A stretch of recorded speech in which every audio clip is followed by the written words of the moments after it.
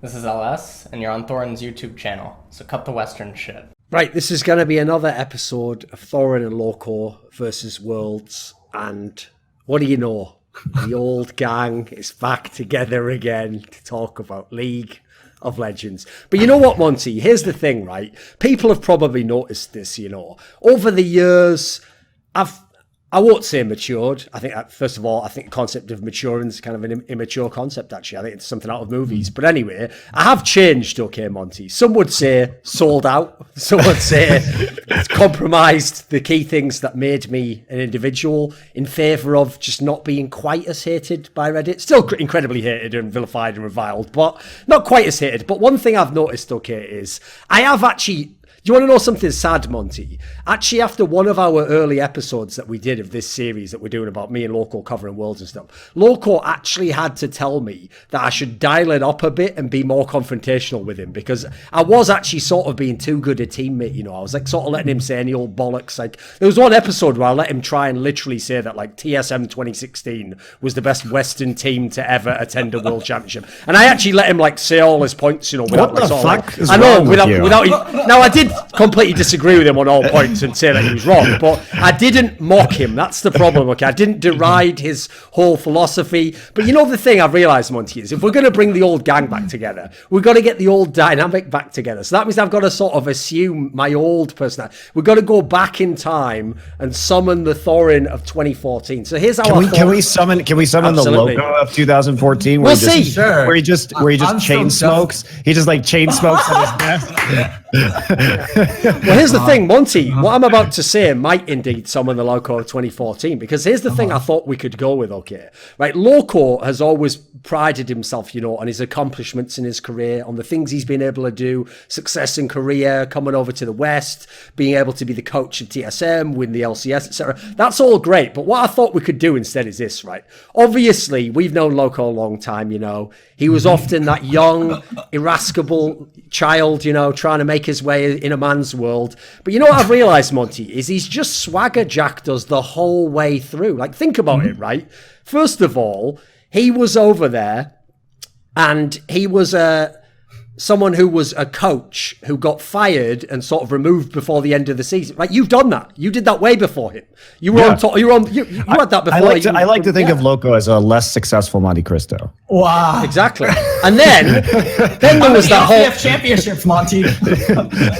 Then there was that. How many esports jobs do you have, Loco? By the way, I don't think Loco. You're out of choice. The other thing you did, obviously, was get fired over an inappropriate lapse of judgment. I did that way before you. I pioneered that meta. Why are you copying my shit? Okay, so again, wait, go off with your own stuff, Loco. Come on, mate. Okay. Yeah, stand on your own 2 feet, son. So. Okay. I mean, I guess I'll just have to be successful instead of being a failure, like two of you guys. So I guess I'll have to go the other direction. One of us will do it eventually. It's just by the numbers. It's going to happen. It's like that Harvard entrance. I actually think none of us are going to do it because we're all just going to fuck it up in some way. We're going to say something inappropriate. We're going to burn our, bridge into the earth by making comments about companies publicly. I just don't see it happening. Well, luckily I work in CSGO, so I'll probably survive. I'll have to keep going. I mean, if Sadicus survived, I'm pretty sure anyone can. So the devs haven't come for me yet, believe it or not. Right? So I do think League is the most politically correct esports to survive in. It's the hardest. It's got a challenger. I don't know. Overwatch. It's now got a challenger. I think Overwatch above that. Oh yeah, I forgot about the banning memes in Overwatch. I forgot completely. Yes, exactly. No frogs allowed. Even Riot didn't think that they could actually control the Twitch chat as well. They just tried to control stuff inside their game. They didn't actually say will be banned from using emotes. I did find it hilarious that they signed Geguri, right, which means frog in Korean, and they banned all the frog memes, which is just I like how these things can exist simultaneously in Overwatch.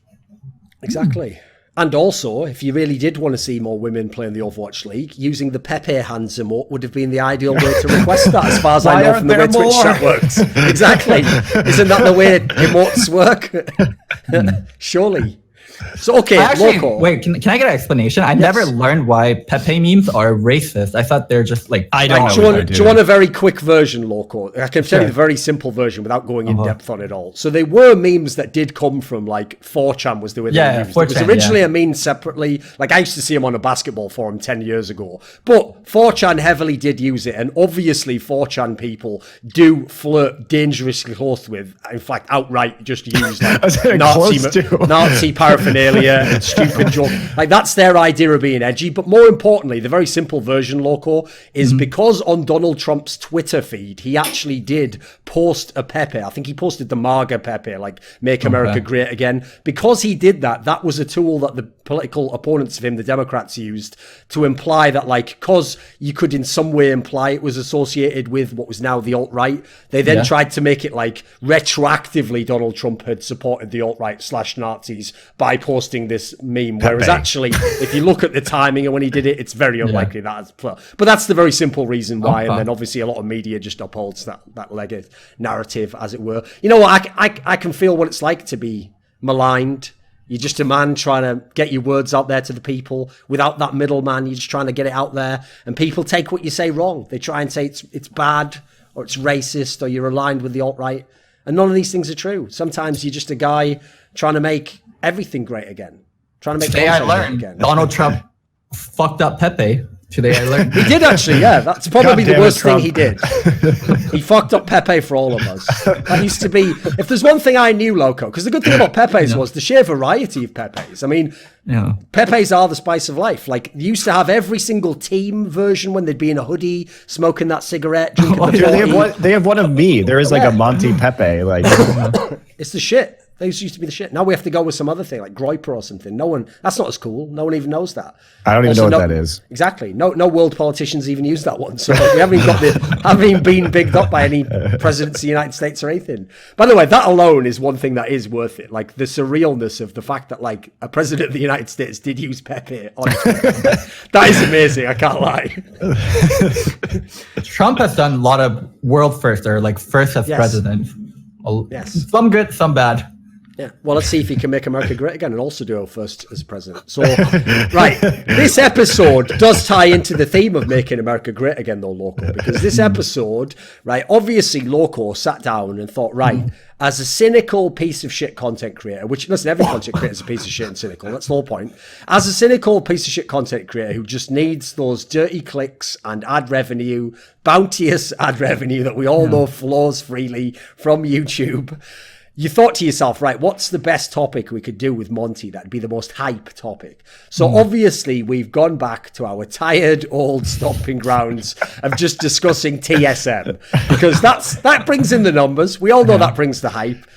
Which is hilarious because like we just keep beating this dead horse over and over and over again. And it is a dead horse right now. Now that franchising is here, TSM as a company has failed to expand into other esports. They don't even have a stranglehold on League of Legends anymore because they're not even making worlds. They didn't even make a finals this year. So like TSM is the dead horse of esports at this point in time. And let's smack them up for an hour or two, okay? Ouch, Monty, ouch.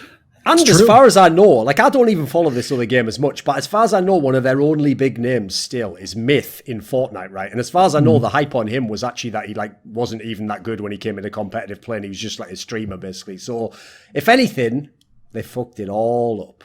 Hey, so anyway, we'll bring it back. Just never forget, they could have been Astralis in CSGO. Never forget. They could have, if things had gone differently. So okay, here's the thing, Monty, is what's great about this is I just enjoy the irony of it, because remember what they always used to say about us, Monty, when we launched Summoning Insight is like, every episode you're just talking about TSM for 2 hours. And I went back and I don't think we ever talked for TSM for more than about half an hour. And, you know, the show would be like 2, 3, 4 hours long. But obviously this episode will be entirely about TSM, potentially for 2 hours. So there we go. After all we did it in the end. I liked how Dyrus later admitted that he like never even watched the show, but he was just like shitting on what we were saying. And it's like we weren't even discussing him most of the time. But then he went back and watched it and said it was pretty funny. Also, do you want to know something on those Remember lines? that one of the top tier haters of Summoning Insight during the TSM era was Loco Doco. Me? Yeah. I was the most frequent and the most successful guest for Summoning Insight. You know that in the season 3 World Championship, Yeah. Was it season 3 or season 4? Season 4. Season 4. You were super salty at Summoning Insight. I was definitely salty because you guys personally attacked me. So yes, I was salty for you guys personally attacking me. Yes, Loco, but personally attacking you is. I could say, wow, Loco, your hair doesn't look absolutely perfect today. Be like, a mortal insult. Monty, you might not notice, but me and Thorin filmed the show earlier, and I was like, okay, I'm filming a show with Monty. I got to look my best, so I went and changed. Make sure I look good. But I'm just saying, your threshold of being insulted is like one of the lowest I've ever seen for a human being. Okay. So, I'll explain why you feel that way and why other people don't. So, I'll genuinely explain. So, what do you mean? I'll explain why you feel that. No, I like the part where he just goes, okay, Monty, I'll explain why you feel that way. And also why literally no one else thinks this, and I have proof of what everyone else thinks. Okay, come on. When random idiots or people I don't like come up and insult me, I don't give a fuck. Like, their opinion means nothing to me. Like, I get so many negative comments just being an online personality. The two of you guys know, like, I don't give a fuck. And also in esports, there's a lot of fake friends. Like, people like that are just friends with each other for like, and then they join a team, they become a coach. Next thing you know, they just won't even talk to you. They're spreading lies about you in the industry. I know there's a lot of fake fucks in this business, you know. Yeah, weird. Because like the way I remember it going down was you were like online coaching for TSM and Alliance, and you came to me for career advice, and you decided to go to TSM, and then you shit talked my coaching, even though you asked me for advice on how to coach from a distance. You fucking idiot. I also helped you when you were coaching CLG. Okay. Oh my fucking god. Well, why did you go and do that? Okay. Anyways, what I said, why I took offense to things you said is I view you as a close friend back then, and I still view you as a close friend back then. Yeah, you're a good guy. We got over it. It's fine. Yeah, and we're gonna be seeing each other in real life very soon. Also, good. I even with like all the risks and stuff, like I still viewed you as a close friend. So when you said stuff, it was especially hurtful and especially painful. Like, random fucks talk about my coaching all the time. Random fucks talk about my playing, about my YouTube, about everything all the time. Like, they're not going to mean anything to me because they don't mean anything to me. But when close friends and people I respect say stuff, then yes, I will be very, very sensitive. Loco, I have a question for you. Real question here. This isn't even no bullshit. Right? Okay. So I know one of the things that bothered you that Monty said was he did imply that because of your age, like not only literally the number, but like immaturity, that this is the reason why you wouldn't be a good coach. Now you reflect back on your coaching career. Was there any grain of truth to that? I definitely, like, age can be a double-edged sword, like both old and young. Because I was a young coach and because I came straight from playing, there was a lot of advantages it gave me. And there was also a lot of disadvantages it gave me. And now that I'm older, like, I don't have some of the advantages. I'm a D5 player now. I don't play as well. I don't really like Fortnite and all like the stuff that young kids like. One thing I felt on Golden Guardians that I didn't feel on TSM is, God, like, spending time with people younger than me feels like a chore. Back on TSM, where I enjoyed like every single moment of hanging out with Turtle, Bjerg, and everyone. So, yeah, I mean, yeah, like immaturity definitely, or being young made me immature, and it definitely did play a part and had negative aspects in terms of like me not being super professional or me being mature, but it also had advantages. So yeah, there's that. Loco, doesn't it hurt your soul to be hard stuck in Diamond 5 when you used to think you were like the best AD carry in the world? Like, so that must kill you. I not really, because I was Masters earlier this year when I tryharded. No, I was. He's literally giving like the solo queue example of like, no, but you have to know that my real level when I'm playing pro player, like I've had a good night's sleep. It's like I'm like a Masters player. Like, but the MMR's all fucked up, and then this guy kept picking Scion in like my promos, and like, oh, it's bullshit, dude. So I'm not playing anymore, and yeah, I quit now. Like, okay. I literally was Masters. I was Masters 200 points. I'm gonna fucking link the screenshot, so and it's gonna be part of the video. So I was Masters earlier this year when I was like really playing hard and really trying to climb. Versus now I'm not as playing as hard, so I'm D5. So like it doesn't bother me that much. I think if I put in the work again, I could easily be Masters and hopefully even Challenger. Yeah, in many ways, that's sort of like a metaphor for TSM. You know, like they think that they could be better, they could be masters of the game. You know, hard stuck in Diamond 5. You know, they're fine with how it is at the moment, but are they ever going to make it? Maybe. And they're always promising that they could get back to Challenger. Oh, yeah. So, we haven't even discussed the topic of this video yet. No, It's going to be about TSM at Worlds, right? Okay. Yes. So obviously we have Loco at something of a disadvantage here because, spoiler, TSM never did shit at Worlds. But I actually have a question before we get into that I wanted to ask Monty about, since he mentioned Season 4 Worlds.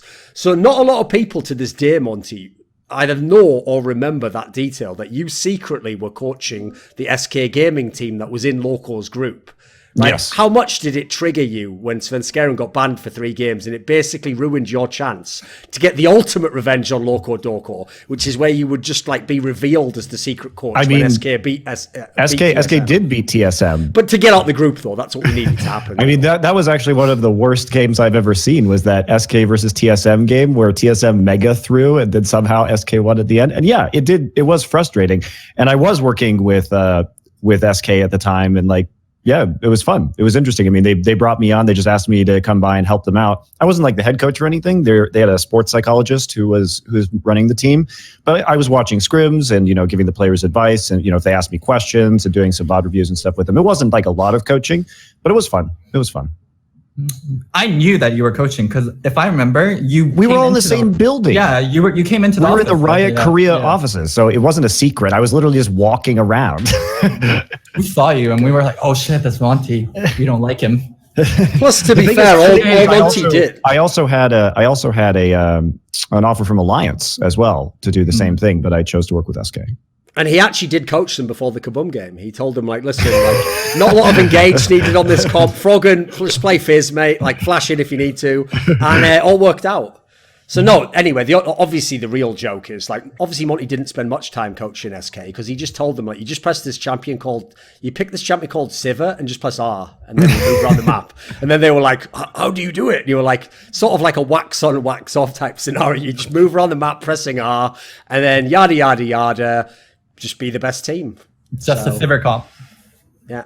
You know the real irony of that, by the way, I know we're sort of like going off a tangent here from TSM, but you know the one I did enjoy, Monty, is that like Link wrote all that shit about everyone in that massive text document where basically the summary of it was like, everyone else was at fault mainly, me a tiny bit, like yada, yada, yada, fuck everyone. And you know the real irony, of course, was they just replaced Link with a slightly less talented version of him, but who just didn't choke and then won LCS immediately. I enjoyed that personally. It's like, Link, you ever stop to think, homie, maybe you were part of the problem? I'm not saying you were the main part, but you were part of the problem, clearly.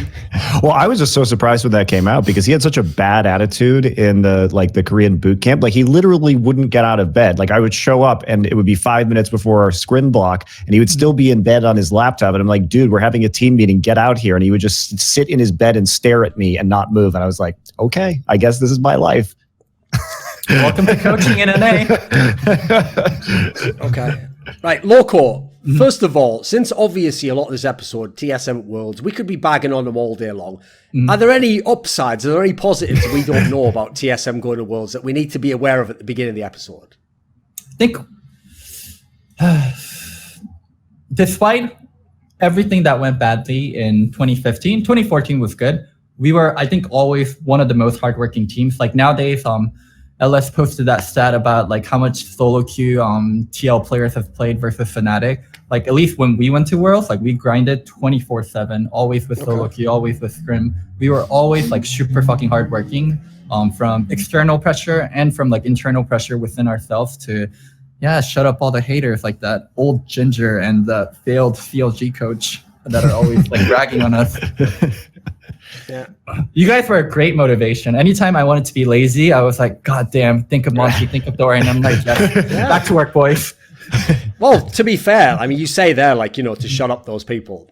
Not a lot of shutting up going on. I mean, to be fair, I don't know if you ever saw this, Loco, but I did actually make it like a yearly tradition every time the day came along when TSM got eliminated in groups to just be like, just do an obnoxious tweet. And like the best one was the one where it was season 5. All I did was just say, ha ha ha. Ha. That was the best. Dude, I remember waking up in the morning and seeing that tweet and just like laughing my ass off.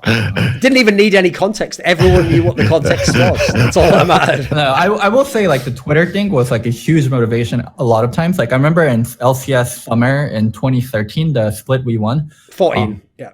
Was it 14? Yeah, 14. Yes. The split we won where, yeah, like just because of like us like breaking up and like the whole rift we had, I was like, fuck, like if we don't win this split, like everything's just gonna come crashing down. Like, oh my god, like well, luckily you did coach Wild Turtle to know how to hit all those crits right in a row, and obviously that's a skill-based mechanic. Yeah, exactly. That's literally the only thing I coached. Sure. So that's how you won. So well done. Thanks. Basically, lock, literally lock. I know you're Korean, so you should love luck, mate. It's brilliant, isn't it? Like you gotta love a bit of the old superstition. And luck comes to people that are prepared. Like luck doesn't happen to anyone. Luck happens to people that are consistently and putting in the work. And like, sure, you can call it lucky, but I call it being prepared. I call it hard work. You can choose to view it however you want to view it. As a general point, actually, I do agree with that. I do think like the better you prepare and the more you know about the game, the more lucky you'll get because you put yourself in good situations to get lucky from that. Or to understand the opportunity at the very least. Okay. Monty, I've got a question for you here, okay? So if we're going to look at all the times TSM went to Worlds, the best one was actually probably the year, that was your last year in League of Legends, which was 2016. That was the one where they had like the super dominant team domestically, where they had like Hauntzer and Svenskeren and Bjergsen, Doublelift, Biofrost. And this was the team that actually, I even say myself, I legit thought that they had a chance to go super deep at that Worlds, but it was the one where they were in the group with RNG and Samsung Galaxy and Splice and they didn't get out, right? Do you actually think that it's bad luck that these TSM teams generally never were able to make like a super deep run at these Worlds? Like, was that a legit team? Could that have actually gone far? I mean, on paper, maybe, as we look at it and their dominance, and I agree they had a solid core that year, but there's something about this team that just seems to choke at world championships. And I feel like, I don't know if it's the stress of it, I mean, or if it's in Bjergsen's head or whatever, but he always seems to underperform when it comes to these international events. And I'm not sure why, because he's been so brilliant domestically. And that doesn't ever translate. And, you always hear all the other teams legitimately giving him props for his performance in scrims. I mean, he has a fantastic work ethic and he's really dedicated to the game. And I just don't know what it is. I just don't know what it is about that scenario. So given that they always seem to underperform relative to, I think I don't think they were overrated. I think that people generally thought correctly that their perceived strength was quite high, but it seems to fall apart, and I'm not sure why.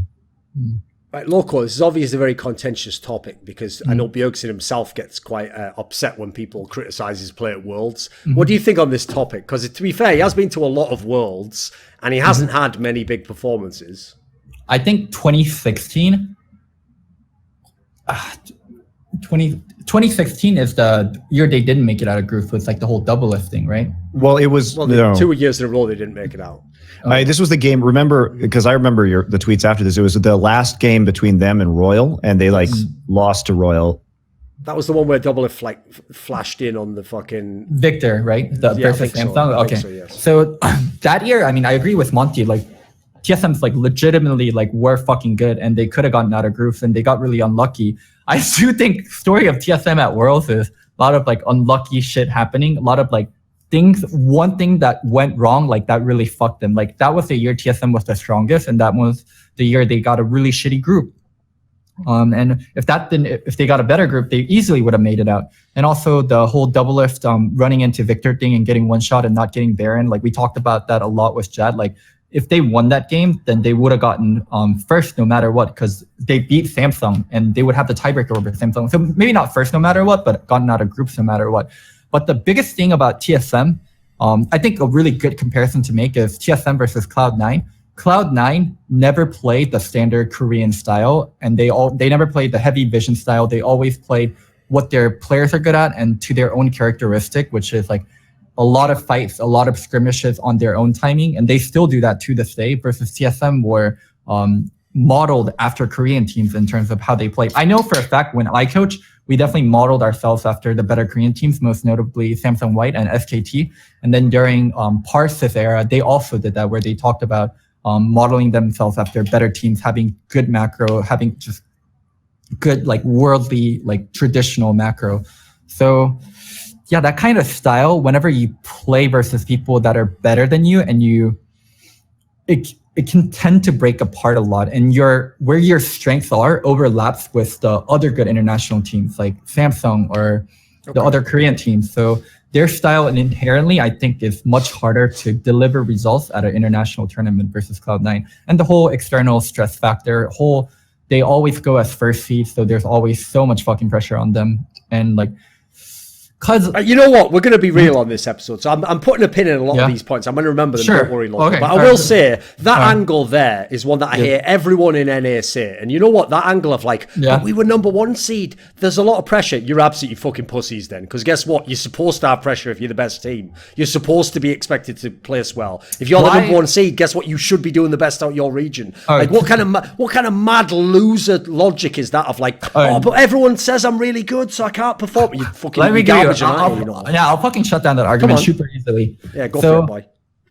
NA initially got super fucking cocky from season 1 to season 2 because they first had the servers and they were the best region because they were the only region first. So NA's expectation was from the very start, starting from Chowster, Big Fat GG that day, we are the best. We're better than Europeans. We're better than Koreans. I mean, they said that since season 1.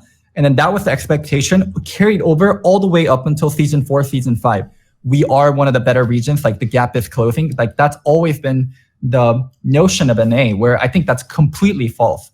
NA was only good when they were the only region, and soon as Europe came in, Korea came in, and China came in, they no longer had the resource or the infrastructure or the player base to be the best region. They weren't. They just straight up weren't the best region. So the expectation for NA should be, we're one of the weaker regions, we're one of the underdogs, and we should do our best, not the gap is closing, not we're going to make semis this year. And that's the expectation NA has unfortunately and mistakenly put onto themselves in season 1, and that tradition's carrying over. Why should NA be better than Korea? Why should NA be better than China? Why should NA be better than Europe? Europe has more player base.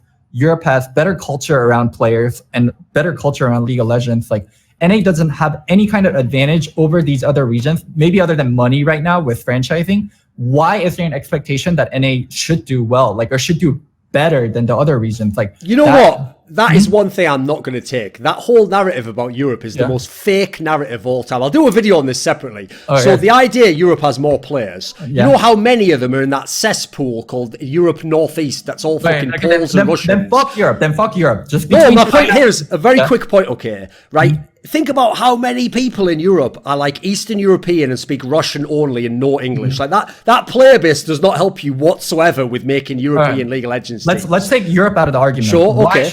Why should NA be better than Korea and China? No, I'm with you. I never thought they should be, man. I never understood. But the expectation and like the whole thing is like the gap is closing. Like we should be doing well. Like so. I mean that narrative has just been a meme for years, though. And people were. I remember what you're talking about. I mean, DoubleLift famously said that the Koreans were going to be a year behind forever when the Korean server launched, and then they got promptly destroyed when they went to Korea. So I'm just like.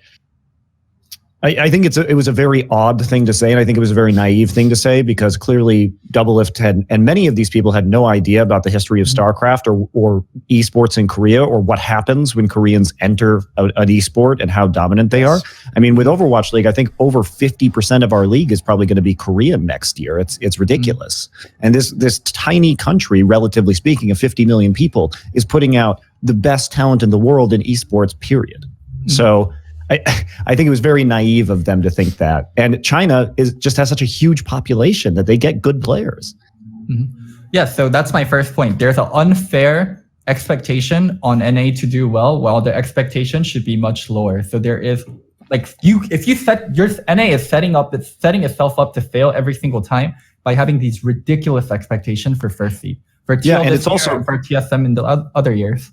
It's also part of the fact that if you just think about PC gaming in America, America is primarily a console market. It's not a PC market. Europe is primarily a PC market. China is Korea. You can't even buy consoles there. They have to be imported. So it's like a PC only market. Yeah. And I actually don't know about China, but I assume it's similar.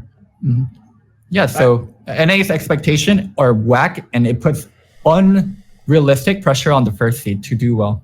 I actually have a theory craft on this one, though, because along the lines of what you actually were touching on earlier, Loco, about the fact that NA always did, whether people are going to think it's a meme or not, they always did try to copy Korean teams and try to do correct macro and to try and play as if you were trying to be the best team in the world, right?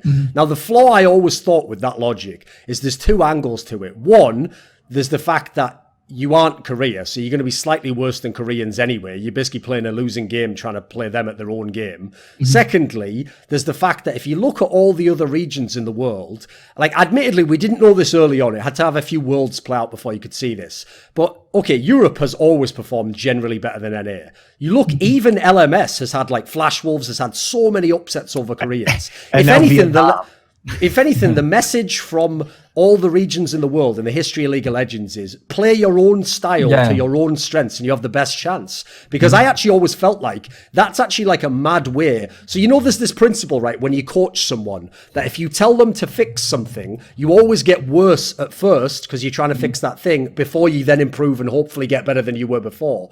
Well, like NAs, like they were doing that the whole splits domestically. They were like, right, play this way, play these champions, play this comp, play it out like this. And because no one's amazing at it, whoever does it the best, TSM, Team Liquid, whoever it might be, wins the split, goes international like, haha, let's see if this works. It doesn't work at all. You get your shit pushed in. That's always why I felt like week 2 was a nightmare for NA, because like they would try to adapt in the week between week 1 and week 2 and they would have fucked at that point in time. Whereas you look at these other regions, they just play their style. And if it doesn't work, then you run into a brick wall and you lose and you go straight out of Worlds. If it works, you can win a game, you can upset teams. Because you know the most underrated aspect as someone who's watched a lot of Koreans play in many different games, the best way to beat Koreans is to do things that are unexpected that they do not practice for. If you do the things they practice for and you correctly respond, like, you know, in the meta game of like, I do this, you do this, they will eat your ass alive. That is exactly what they are playing for. They are so comfortable with that.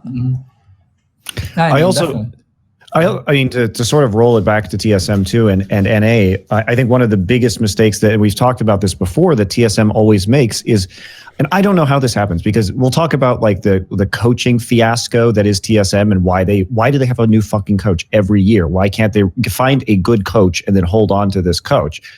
It boggles the mind. But the aspect of TSM, so whether it is, I don't know whether it's they hire people who believe this or Regi is enforcing this.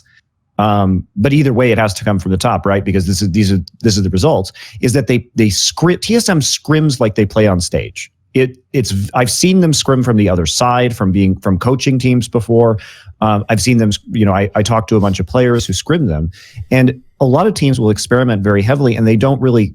You take their scrim record that seriously. But the thing about TSM is I would literally see these scrims and then they would literally do the exact strategies on stage. So you always know what they're going to do. They're very transparent if you're practicing against them. And of course, word gets around between teams scrimming. They're like, oh, TSM's trying this. You know, players talk to each other. So even if TSM isn't scrimming you, the information gets around. So there was never any deception. And I also think TSM just sort of burns themselves out in these scrims because it's like their scrim record is just so fucking important to them for whatever reason. I can touch on that. I definitely remember this for MSI. We were beating SKT a lot in scrims, and one of my biggest regrets about MSI is like how I took the scrims. And first, initially, we should have scrimmed at our full strength to see how we would match versus SKT, but hidden some of the picks, hide some of the picks, which we didn't, and that was foolish on my part. I do think there is like a pressure on like, hey, like we're TSM, we are supposed to be good, like we are, and we want to prove that to ourselves on stage and during scrims, like. I just think that it's so damaging, and I think it's sort of like a disease within the team because they think that because they have all these fans, or at least historically they have all these fans, that somehow this should reflect in some sort of skill, even though they have done fuck all ever on an international stage. It always feels like, for whatever reason, whether it's the casters pumping this narrative because they have so many fans, whether the team is like affected by the voices of their own fan base and saying like, oh, you guys are great. But there's no need to have this kind of, you know, I feel like they never approached international events with any degree of caution or any degree of strategy about how they were going to scrim. They're just like, all in on the scrims right now. And this happened year after year after year. So it wasn't just like you, Loco. It was like the next guy and the next guy. You know what I mean? Yeah, I mean, I'll say this. Andy never gives like orders to be like scrim fucking hard, like scrim like you're gonna play on stage. That has never been the case. Yeah, that's what I'm saying. It might be that he just hires people because he thinks, if you're going into an interview with a coach, or he's like, I like this coach, and all these coaches have the same philosophy towards scrimming, and that's what he likes. Well, my philosophy on scrimming changed, and I think like people learn. I think it comes more from like pressure of things, like pressure to do well, and like losing scrims is like depressing. Like I've coached games before, like losing scrims a lot before going on stage is really depressing. And you touched on the. Go ahead. But you never know. Like the thing about it is it's depressing at first, but sometimes you'll have your worst week of scrims ever, and then you'll fucking blow people out on stage because you're not making the same mistakes you made in scrims anymore. And it just took getting on stage for the players to stop doing that. Like it's so unpredictable. Yeah. So one thing I learned in coaching is you set expectation and you set goals, and then you judge your practice on whether you met that expectation or goal or not. So before on TSM, I think our goal and expectation was win scrims. And if you were winning scrims, we met our goal and we met our expectations. So we feel good about ourselves. And then if we lost scrims, we wouldn't meet that goal and we feel shitty about ourselves. So learning to coach in Team Liquid and Gold Coin United and Golden Guardians, I no longer had the best players on the market. When I was coaching those teams, I was the underdog and we were scrimming teams better than us. And if I had the same goal and expectation, we would feel like shit all the time.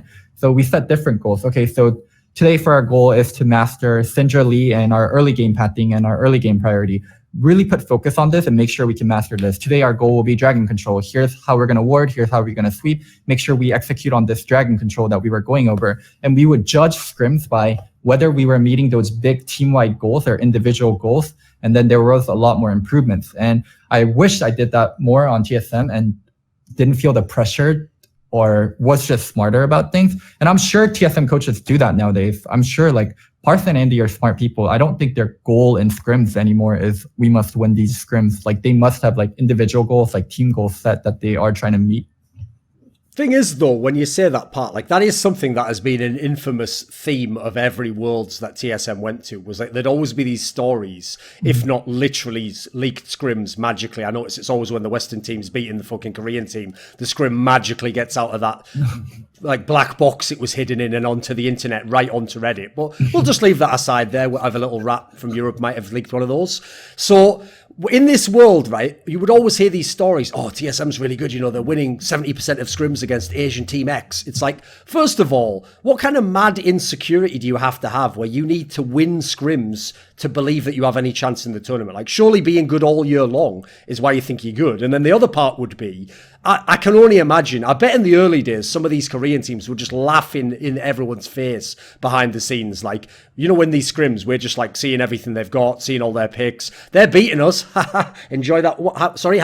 How many dollars do you get for exchanging a scrim win at the back? Oh, 0, right. And in the official game on stage, we win the game. Well, you know what? You win some, you lose some. You win some scrims, you lose some official games. You win some, we lose some. There we go. Easy does it. You win, guys. Initially in Thank Korea, you. Come again. I will say initially in Korea, there is pressure on teams to do well versus Korean teams because there is no guarantee. Like you'll constantly get scrims and like. Sure, that is a factor. Yeah. And they do have they have their selection of any of the Western teams. Like let's say we trolled around in scrims and we did trial picks and we didn't do very well. While Alliance and SK Gaming and who else like C9 were tryharding in scrims and they were showing a lot and like just being way more hardcore. The teams would scrim those teams over us. Yes, but that's the whole thing is that they get all the information because they force you to try hard against them. Yeah, they get the information and then you get rocked in the real game. So honestly, is it even worth it to scrim? Yeah, in hindsight, like it's a lose-lose situation, but in the moment of things like where you're at Worlds, like it's crazy. Like we're boot camping in Korea. It would be crazy of you to say, let's not scrim the Korean teams. Sure. But that is a very weird thing about the difference between, like, if I had to characterize, I realized drawing broad strokes over like 5 seasons of League of Legends doesn't work entirely. Like, all NA teams aren't going to fit this particular stereotype I gave and all the EU teams. But if I generally draw broad strokes, like, whether it's delusional or not, the top EU teams always really do believe they could actually beat even the Koreans, Like, they don't do it, sure. but they generally do place better, and they really believe that they can be better. Whereas, as you're saying, Loco, I've seen this so many times where, like, it's actually gotten to the point now where people like the TSM players, like Doublelift, it's almost like they don't even want to dare say in an interview that they're going to do well because they're so scared of when they don't do well and, like, the backlash. Whereas, like, that is, unfortunately, a loser mentality. If you're thinking about what's going to happen when you lose the game and trying to mitigate the damage, like, you're never going to be a fucking winner in that way. Like, as you want to call them delusional, people like Soaz actually do think when they go to Worlds, like, why can't we beat these teams? Why not? I think it's like playing in something like in sport, like playing in big market versus small market. Like if you're going to play in New York or LA, like you have to be able to handle a lot of criticism one way or another, like a lot of hype and also a lot of criticism. But if you play in like Carolina, if you play in like Cleveland for football, like you don't have as many eyes on you and you don't have to be under as much pressure. Like playing on TSM is like playing in New York, playing in LA. I mean, it is literally playing in LA, but it is where you have the most eyes on you and you have the most fans and the most haters.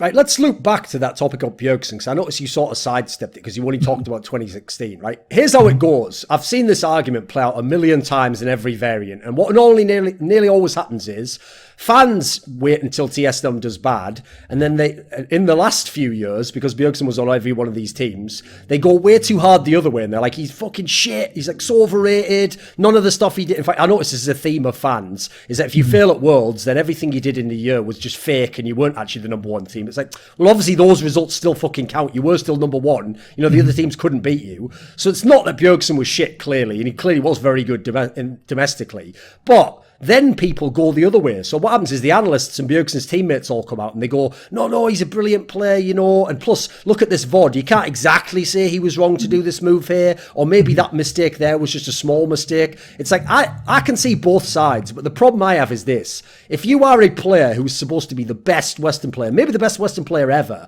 you got to pop off at least a few times, for fuck's sake. I'm not saying all the time, and I don't think your team's better. I don't think your team should win, but you got to give me a few games. Bjergsen's had a couple of games each, maybe like 1 or 2 games each Worlds where he looks really good. I'll give you the contrast, okay, to why I don't think it's acceptable. Like, you can't just say, well, he's not a Korean or a Chinese. Mate, go watch Maple from the Flash Wolves.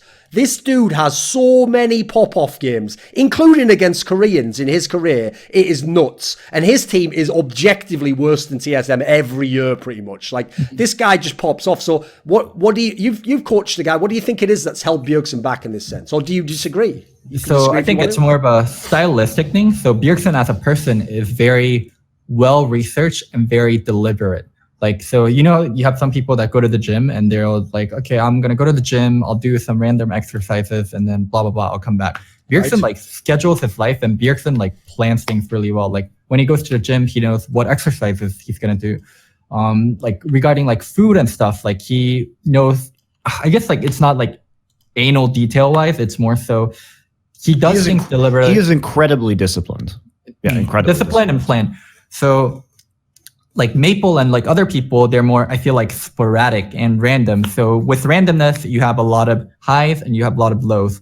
And with Bjergsen, while the ceiling might be a little bit lower internationally, the floor is also a lot higher. You never see Bjergsen go 0-4 or 0-5. Like, I've seen Caps get outlaned and then be in a really shitty spot. I've seen Maple like feed his ass off and like be fucking lost. I will admit Bjergsen never has those pop off moment, but Bjergsen never has the lows of all these like high tier European myths, high tier LMS myths that we're talking about. I think it's more of a personality and a stylistic thing that Bjergsen chose and like is as a person, where he is very disciplined, very deliberate, and very consistent. And with that, it's going to have its own advantages and also its own disadvantages. And the disadvantage also doesn't really come into play in the regional league he plays in. Like, there's never a game where it's like, oh, Bjergsen, if Bjergsen popped off harder, they would have won. Like, that situation doesn't happen too much in NA. So he gets reinforced, like, playing this style is fine. Like, I'm seeing success with this style. So, yeah, I mean, I'll say this. If Bjergsen played, if League of Legends changed, right, and there was international tournaments every single month, and Bjergsen got to play in those, he would learn every time, and he would change his style. But the only times he has to learn from international players firsthand is, like, what, maximum twice a year? Once during MSI and once during Worlds. Or, I mean, if you want to count All-Stars, like, let's say 3 times. Sure. So, like, he gets confirmation that he's doing the right thing for 80%, 70% of the year, and 10%, 20%, he's getting told he's doing the wrong thing by playing these international teams and not getting the same result. Sure. I think it's incredibly hard for NA teams to do well. Like, the system isn't good for NA teams to do well, right? I mean, he could go back to Europe, to be fair. He could, but then he would leave the brand of TSM. He would leave behind all the NA teams he built. I'm pretty sure, like, also Bjergsen's been staying here for a long time. He could be applying for a green card. There's a lot of things here, like, that's, I guess, crucial to his life. And like, all his friends are here. I guess he has friends in Europe also, but majority of his friends are going to be here. Like, he would have to give up so much to go to Europe. I'll tell you what he does. Here's the hype move. Are you listening, Bjergsen? This is how you turn your whole career around, mate. You've already got all the LCS titles. You don't need more. You've got all the MVPs. You've had every little moron pleb kiss your ass in the West for so many years. If you want to actually achieve something, you go and you sign for like fucking VeXii Gaming or something, and you get that massive check, and then you just play in a team, and you tell the whole team, put all Chinese players around me. I'm not even going to learn Chinese, and you're not going to learn English. Just do what I fucking say. When I ping, the jungler comes down, okay? You see how this works? I'm pinging, now he comes down. That's it. You're my dog. You come to where I say. That's it. Heal, boy. Heal. Now, you get him. Attack. And then you just go ham. You just pop off every game. You play all the assassins. Everything. Chinese teams love to fucking fight anyway. You tower diving all day long. And at least that way, you have a puncher's chance. You've got a shot to go. And, by the way, you will be so popular in China, it's unreal. People will be worshipping you. There'll be people like, oh, Bjergs, oh my God. All the fangirls raining. Like, it'll be like the end of a fucking anime sequence where there's like roses just raining down in front of you. And you're like, oh la la. There's all the stars coming out. Everyone knows the scene I'm talking about. It's in every anime. So there's the future for you, Bjergsen, if you want to be a fucking legend in this game, son. Bjergsen, I want to ask Monty this. Monty, like, I'm not sure if you're friends with Bjerg, but if you were a close friend with Bjerg, would you recommend him to go back to Europe and give up everything he's built in NA and start over? No. I'm just saying he could do that if he wanted better results. That's all. I don't think that what he's doing is wrong. I think objectively, if I was Bjergsen, I wouldn't give it up either, because it's not all about the results at Worlds. He has an incredibly large fan base in NA. He could be a very successful streamer tomorrow if he quit. There's more money in NA because the franchising is here already. Like, no, I would not recommend him to do that. But I'm just saying, if that's his goal, is a better placement at Worlds, I think objectively that's the right move. It's better placement at Worlds, but also not giving up some of the stuff he has. Like, there's stuff he's willing to sacrifice. Like, he's definitely willing to sacrifice his time, his freedom. Like, he grinds so much, but there's also he's not willing to sacrifice. So sure, that's fine, and I don't think it's a wrong choice for him. I'm just saying that I think we all could agree that a European team could build around him and his skill better. Potentially, possibly. I mean, I have to be the right deal, right? But I think it is possible. So I've got a good topic, Loco, that I think is it's basically a continuous thread through all the TSM teams at Worlds. And one of the obvious things I think you can critique them for, which is, where are all the good shot callers? Well, during my era, Bjergsen shot called, Lust shot called, Bjergsen and Lust. It was mostly done Bjerg and Lust. And then after my era, it was Bjerg and Double. So, and then now it's Nitty and Bjerg, from what I know. So, I feel like, where a lot of teams play on feel, when I coached TSM, we did things by conditions. We're like, okay, make sure we have priority here, make sure we have vision here, and then you guys should execute on this objective. We were very step by step, and we were very planned out. We didn't do things randomly, and that's how I personally coached TSM. And I think after me, like, Parse took some of that from me, and Parse is a very like intelligent and like by the books person. He does things step by step also, and I think he also coached that way, and he also wanted to develop a system. TSM has a system that they like, and they play with that system. So where a lot of other teams might make more sporadic and more random decisions, that doesn't come from like the TSM style of shot calling. What do you think on this front, Monty? I mean, I'm not within the team, so I think it's a little hard for me to know, really. Like, I don't have this like firsthand experience of watching the scrims or knowing the comms or anything. Do you think TSM shot calling has been bad? I mean, at times, I think like we can't discuss the history of TSM at Worlds without bringing up the jungler issues. And I'm not sure. I mean, I think with Svenskeren, they sort of were. I think it was before Svenskeren got good or got better. But a lot of the time, and up until this day, they've had like rookie junglers or really subpar junglers. So it's hard for them to make good shot calls because it's always been hard for them to get control of the map or enough information to make good calls. So it's tough, I think. I think without knowing the history of TSM, if you were showing me TSM VODs without with all the names covered up, and I was told to describe this team throughout the years, I think I would say very similar things. I would say this team plays around mid a lot. This team plays around AD a lot, and this team likes team fighting a lot. And it is like, I guess, kind of double confirmation, or I'm just confirming myself, where TSM has always had very strong vocal leaders in mid, in bottom. During my days, we had Bjergsen as a leader in mid, and I really coached for it, and I really wanted to play towards bottom a lot. And then after my days, you still had Bjergsen, and then you had Doublelift. So now you really had, the team continued with mid and bottom style of shot calling. And then after Doublelift, they actually had no identity because Mitty and Sven, they didn't really play to, and they didn't really play to Hanser. So the only person they could really play to was Bjerg, and that was their problem this year, where they didn't have an identity. But that has been continuously TSM's identity, playing around the stronger carries. And it is really hard for jungler to have opinions and strong voices on TSM because, as you said, they've been getting rookie junglers like Centauran, Grignay, Mike Young, or Svenskeren. While he wasn't a rookie jungler, there were just a lot of He wasn't a great jungler. Yeah. And, Svenskeren isn't the most vocal player on a team either. I know that from having worked with him in SK. So He's also not a very cerebral type of jungler. No, he's not. He's a very instinctive jungler.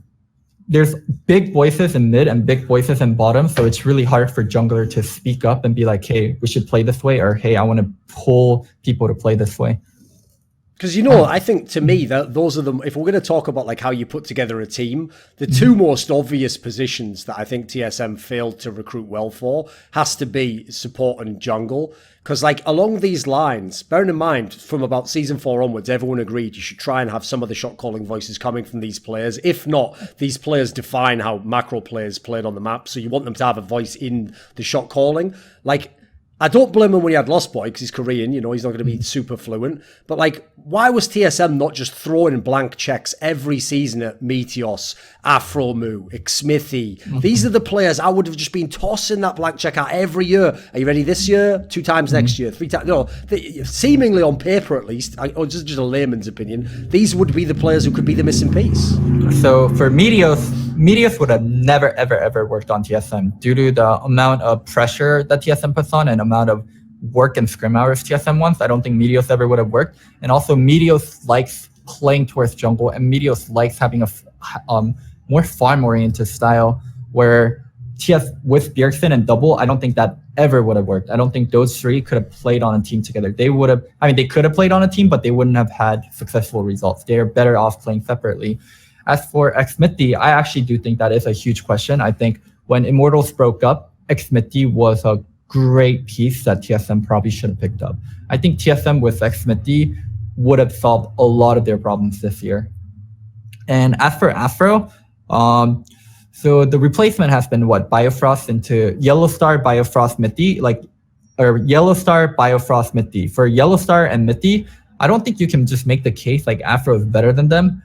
Like in hindsight, we're saying, of course, Afro is better than Yellowstar, but that was the time where Yellowstar came off of the insane year with Fnatic. Of course, he definitely wasn't cheap, and Andy did not cheapen out by getting Yellowstar. There was not a single person that was like, why didn't we get Afro instead of Yellowstar? Yellowstar was probably the most hyped support that year. So I think it's unfair to criticize them for that. And then for Mithy, Sven and Mithy off of G2, I think it's unrealistic to criticize TSM for getting Sven and Mithy. I think you can criticize them for letting go of Doublelift.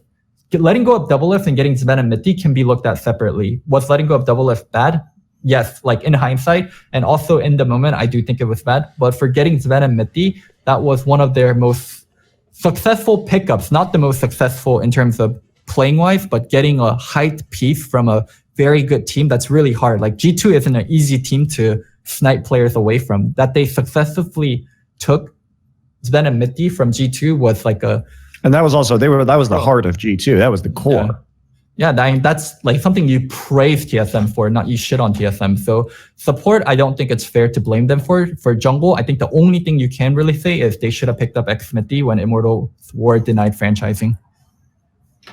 Name me better players they could have picked up. If you think it is fair to criticize them for that, name me better players. It's not about that, Loco. Like, here's the thing: you can make all the excuses you want in every single scenario. It's not excuses. It's just it's literally an excuse.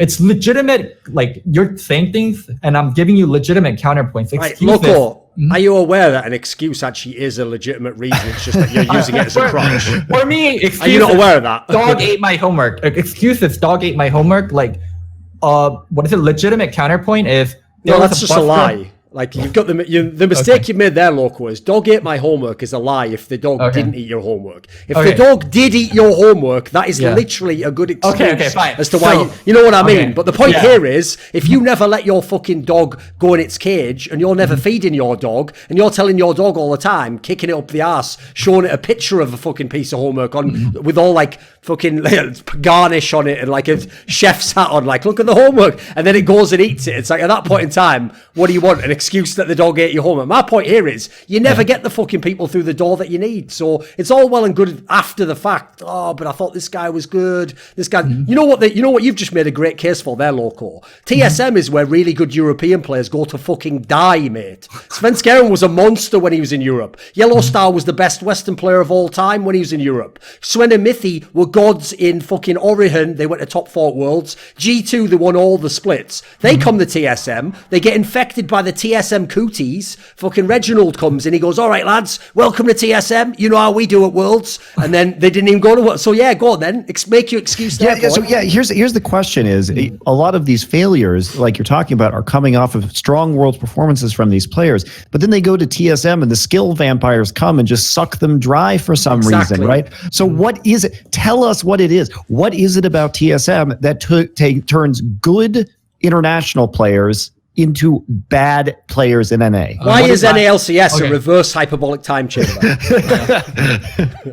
For my era on TSM, when we picked up Amazing, and then we picked up Amazing off of like him being hyphy on Copenhagen Wolves. Yes. And then we ended Amazing with a summer split win and a World's top 8. So I don't think we made Amazing worse in any kind of form. That's one. Okay. And then for Centurion was struggling in Challenger, and then we gave him an LCS win, an IEM win, LCS final, and then a Worlds appearance. So I don't think you can say like we screwed up Centurion somehow. During my era, any player we brought on outside of, let's say, Glebe, had better, like we got them to the high point of their career. So I think it's unfair for my era to be criticized for like ruining players, because we definitely didn't do that. Like beyond me, I actually have no idea what's going on. For the Sven and Mitty one, it's very simple. The roster building wasn't done well. They had a lot of hype pieces, but they don't play well with each other. Sven and Mitty are resource free, and Haunter also wasn't a pure carry player. So both top and bottom don't really play that well with jungle. So that was like more of a roster building problem than, let's say, like Sven and Mitty playing bad. And for Yellowstar, I think him not doing well on TSM was a reflection of Yellowstar. Maybe he would have done better on other teams. I don't know. I can only speak for what I personally know. And for what I personally know, like we didn't like ruin players. Like we weren't skill vampires, as you guys like to call it. Just saying, facts speak for themselves. The placings are the places, man. Yeah, the placings are the places. Like we got the players to their high points. It's weird that if we're talking about the world's history, and yeah, you could cite NALCS titles, but what I'm saying is a lot of players on TSM had strong world's appearances, and then TSM goes and picks them up, and then they're not able to ever replicate those performances again. And you have an insane advantage because Bjergsen is an NA resident, so you can always have 2 other fucking imports, right? Mm-hmm. So you're one of the only teams in NA that can have a majority import. Mm-hmm. I'm BFB, like and I don't think it's true anymore, but for many years you could get the best NA players. You could get any NA player you wanted on TSM. Which is why I alluded to the topic before. Why weren't these players going this way, you know? Because some of these players end up with teams that fucking sucked. CLG was terrible at the end with Afromu. Meteos literally allowed himself to be fucking benched in 100 Thieves. So, you know, these aren't ideal scenarios for everyone. I agree with you on the isolated incidents. It's not always easy to make. Do you think Meteos would have been a good fit on TSM? Mate, at the moment, all the junglers fucking suck on TSM, so let's just try something different. Maybe let's not just taking the same person and ramming them in the same block over and over again. Like, you know what the whole problem, I'll be real with you, Loco. I'll put all my cards on the table here. Everyone in TSM is world-class at one thing only, shifting the fucking blame off themselves in TSM, but never putting it onto one other person, spreading the load-bearing fucking risk all around, and collectively just taking that big L, because he did it as a big family with like a like at the end of The Shining, where you're all fucking taking a team photo. It's never an excuse. So it's never Reginald's fault. And then it was never Reginald's fault. It's never Bjergsen's fault. He never underperformed. It was never the jungler's fault. It's not our fault. To be clear, it doesn't happen anymore. But for many years, here's the cycle of TSM. Beginning of the year, Regi says, our goal is to win worlds. Proceed to dominate NA, then shit the bed at every international event, and then say then make some signings of some new players, be like, we're going to win worlds. It's just like, it was ridiculous. I do think Andy wanting to have the goal as winning worlds is really like admirable, and he always pushes TSM to be the best. But I do think the goal is unrealistic. I think Andy should have more of like step by step goal. But this is part of the problem, because this was happening. This was part of the reason why the pressure on the team was so great. I know. Because I agree with you. He would go to his fans. Yeah. He would go to the TSM fans and be like, our goal is to win worlds. All TSM fans are like, yeah. And then he's like, and then when worlds comes around, guess where all the pressure is? All the fans are like, TSM is great. Oh yeah, they're going to do well. And then the internal pressure on the players causes them to collapse. I 100% agree with you. I think it is an unfair goal, an unfair expectation to put on players and fans to say our goal is to win worlds when TSM has been very far away from it. Andy can have that internal goal, and he can have that amongst the leaders on the team. And hey, this is the goal that we're always striving for. Our goal is to win worlds. And to do that, these are the steps that we're going to need to take. And this year, this is going to be our step. First, we're going to be wanting to do this. And then let's try to meet that goal this year. And then that should be the thing that people push towards.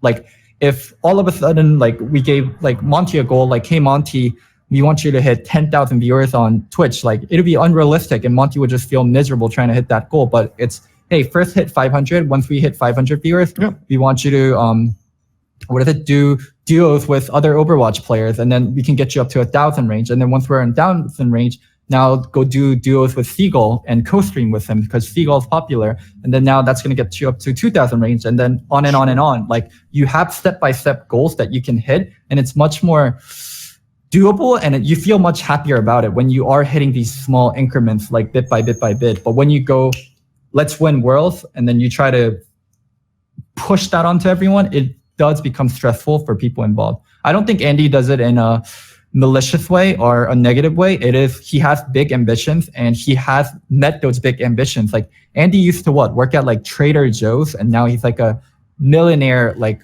owning fucking TSM. So to him, anything is possible.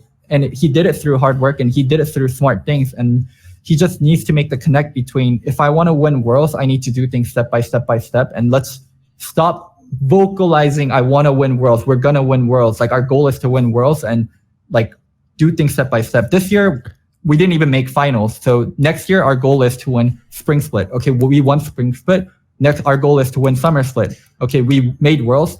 Our goal right now is to make it out of groups. After you make it out of groups, our goal right now is to beat the round of 8 opponent. Do things step by step by step, instead of reaching for the unreachable, like, directly.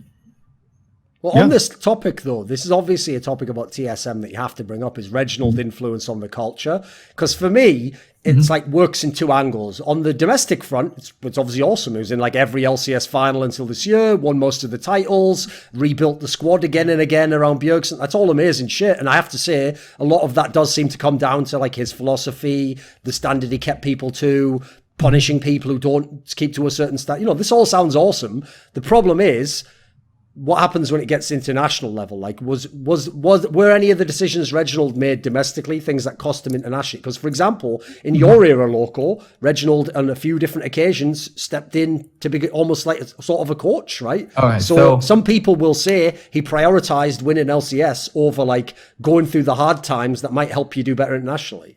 So I'll say this. I want to preface this. So whenever I very first started being pro, like my parents weren't supportive, and Andy actually sent me over $1,000 because I was streaming for his TSM, the website at the time, to buy my own computer so I could stream, and he was paying for my internet. And after the whole Golden Guardian situation, Andy actually personally reached out to me and he tried to help me a lot. So I will say Andy is the one person I am most biased towards in the whole of esports.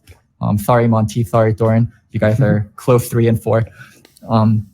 So it's very, very hard for me to like subjectively or objectively criticize Andy. So yeah, what was the question?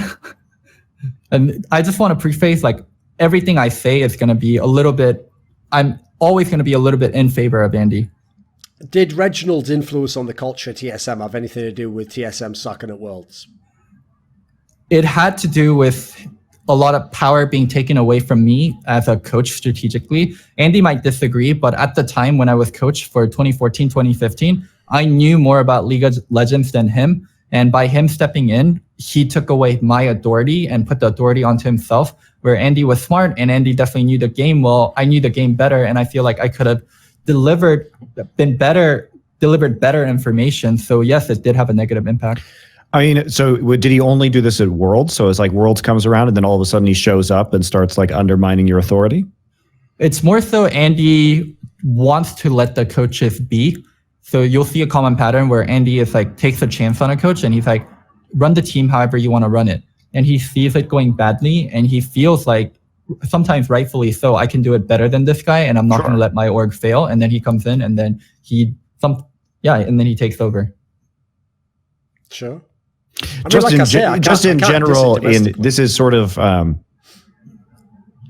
in my opinion, this attitude, is similar to some sports owners who come in, especially in American sports, that are often owned by Jerry Jones, Snyder with the Washington Redskins, and honestly, it doesn't usually work. Even if you know a lot about the game, because you're focused on the business end of the thing, and he is very knowledgeable and he's run a very successful company. But I think that was a pattern, and it has to have something to do with this. I mean, we just saw a song got released from TSM. It's like this team has not been able to find one coach for the long haul. It's crazy to me that that's a true statement. I think all teams have problems with coaching outside of C9, where it's been a stable coach. Where hasn't there been a revolving door of coaches? You mean in NA? Because again, I'm talking like if TSM's supposed to be a really good team, you have to look worldwide. So you have teams that stayed in Europe and like Aaron for fucking EDG forever. What about Cora, Prolly? Obviously, there's so many. Prolly from H2K to 100 Thieves, and then there's huge controversy with Cody and Rikara. Well, okay, but we don't even know who's making those decisions. And also there's just from what I understand, I'm not really in the scene anymore from football. First off, I've seen Prolly coach personally, and I do think he's a very good coach. I think it's a personality issue, if I had to guess, because there's too much weird shit going on with that whole situation, I think. So it's not necessary. You can't just look at that and be like, oh, why are they playing Rikara instead of Cody's son? There could be something weird happening in terms of the personal dynamics there that's causing this that hasn't come out yet or will never come out. So I don't really see it that way because I know Prolly very well. So, but you're stating Prolly. I think Prolly is a good coach too, but you're stating Prolly as someone that's just a stable coach that doesn't have a lot of turnovers. Like turnover from H2K. Holy fuck. I'm not sure if I should talk about this, but because H2K is relegated. Fuck. Well, don't do it. Not getting into franchising. Yeah. They're not getting into franchising. No, let's not. We all know there's a lot of weird stuff with H2K. Right? Well, I'll actually. There's weird. Let's just say there's just weird stuff with H2K. Let's just stop there. Let's stop. I'll say this because you brought Prolly up as an example. Fuck. Okay, never mind. Go ahead. Let's not do that. I don't know what specifically you're gonna. I don't know what specifically. There has been over the years many weird things with H2K. So here's one thing that is indefensible, Loco. There is no possible excuse you can give me for this. So you know what, again, a perfect example of why Path fit TSM to a fucking T. Because this boy loves to get all the blame off himself as well. So, you know what Path always used to say? I wasn't even supposed to be the coach, man. I was just the analyst and they made me be. No, that's 2016. 2017, you stayed as the coach for the whole year. You coached 2 splits, you coached a Worlds, you coached MSI. Why are you still a coach, mate? You're a coach at that point in time. Eventually, the fucking penny has to drop eventually. You have to accept responsibility. Like, you know, one of the great things, Loco, in my life is the reason why I don't have any real regrets in my life is because I actually accept everything I ever fucked up and try to improve from it. So as a result, I can't look back and regret it because hopefully that's the thing that made me better in the future. If I just went back and I went, oh, it's unfair the way people just sort of like maligned me that way. And, you know, if I hadn't have just like gotten up out of bed on the wrong side that way, I wouldn't have done it. So I'd have never actually forced myself to like learn from the mistake, you know. I'd have never accepted that it happened. So 2017, they should have hired a different coach that year, right? Come on. A real coach, someone who wanted to do it. 2017, that would be last year, right? Yes. Last year was what? Oh, what happened at Worlds for TSM? Oh, it was when they lost to Misfits and all them, right? Yes. I know. Who do you get? Like, who do you Come think on, man. Anyone. Someone who says, I want to be a coach. How about that? First requirement. Do you want the job? Nah. Well, there you go. There's the job. There's a fucking Lamborghini. See you at the practice. Come on, man. What is this? Who would you have gotten? Anyone. Fucking anyone. Here's the thing. I'll go with tying into what you had about the discussion before about you and Regi, etc. You know, one of the things I think is a flaw. This is an old narrative that everyone's forgotten, Monty, because in the modern day, you have people like Bjergsen, you have these big personalities, double lift. Everyone's forgotten one of the original narratives about TSM that I always thought was true, which is that Reginald is such a like alpha personality that he attracts around him people who aren't like that and who are sort of like they like are willing to do whatever he says, but more importantly, everyone who ever argued with him pretty much ended up fired from TSM. Exactly. Just a fact. And I think the so issue I would is, say he needs a coach who can actually battle him. Like he's grown up and matured a lot now, but if we hop in our time machine and go back to the early days, so let's pretend that let's just put it this way. If TSM needed a very strong personality as a coach to control the players and sort of take over the team, then that person would have inevitably clashed with Reginald. And if there was another alpha, like a very strong alpha personality involved, then there would have been a lot of fighting if he tried to come in and undermine authority, because an alpha personality coach would not allow that to happen. And it's very hard, I think, when he is the boss. Remember, he was like 20 years old and he was very, very aggressive. So if what the team may have needed at the time was an older person to sort of keep things together and be that leadership figure, but that doesn't work, because if Reggie's going to come in and undermine your position, then let's just put it this way. Older people out there will understand this. Would you 4 years ago, want to walk into TSM and have a 20-year-old Reginald be your boss? It's hard to find that person who wants to do that. You know what I mean? So I think that's been also part of the issue now. I don't think it's an issue anymore. Like I actually think he's grown up, matured a lot, to his credit. But I think years ago, it would have been very hard to get somebody who was really qualified, older, was a central authority figure to be part of that team. I agree. Because the thing with me is this, Local. Like, I think there's a very simple, like, by the way, obviously I'm using hindsight now. I'm not saying that you could always know this at any point in time. But to me, the obvious scenario was this. Either Reginald needed to himself be the coach of TSM, in which case, have at it, it's your team. You could have done that anytime you wanted to. Or don't be the coach and hire someone who is also an authority figure and have them be the coach. Whereas I feel like he went between the two. All the power and never come back or start fucking with the team. Or if you need to start fucking with the team, then have one-on-one conversations separately with the coach and say, hey, can you explain to me why we're doing this? Or I think this should be done differently. I would like to do this. He definitely did that. No, he definitely did that with me. And I think he did that with future coaches. I remember calls with Andy at the end of LCS sometimes, like, why the fuck did we pick Andy here? Like, what was the reasoning? He definitely had conversations with me one-on-one regarding stuff he didn't agree with. Did he? I mean, but it's at the same time, like if he's coming into the scrim room and starting to yell about it in front of the players, then it doesn't. No, one-on-one, just one-on-one. What is that? One-on-one phone calls. Like I think one of the hardest thing that Andy did when I started coaching TSM was not showing up at the LCS studios, and he did that on his own accord. Like Andy, like told me like how nervous he was to like just let things be and let someone else take over the team. And to his credit, imagine it's hard. I mean, it's something he built, and it's a team he played on. Yeah, it's his baby. Like, of course, to let someone else like raise your baby, like it's fucking hard. Yeah, but then when the baby turns up and it can't even fucking walk and it's like still working on like fucking English 101, you got to take credit for being the fucking parent, haven't you? That film. You can't just go, well, you know, it was my baby, I fucked it up. It's like, yeah, that you did. Damn right. and then you after everybody sees how fucked up the baby is, the next day you come out and you're like, this baby's gonna be the president of America.